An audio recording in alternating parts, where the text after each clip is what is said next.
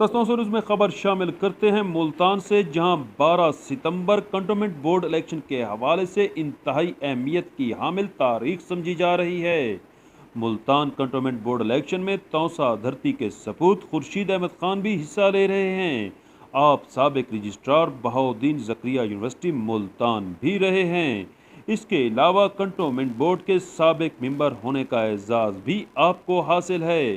जीत के लिए पुरआज़्म फर्जंद तौसा खुर्शीद अहमद खान का तौसा न्यूज़ से गुफ्तगू के दौरान कहना था कि जीत के बाद यहाँ के मसाइल हल करना मेरी अव्वलीन तरजीह होगी।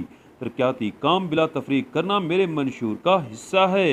आपकी इलेक्शन कैंपेन ज़ोर शोर से जारी है, जिसमें न सिर्फ मुल्तान की चीदा शख्सियात बल्कि तहसील तौसा के कई मोतबर नाम भी हिस्सा ले रहे हैं। सुहेल शहजाद, तौसा न्यूज़, मुल्तान।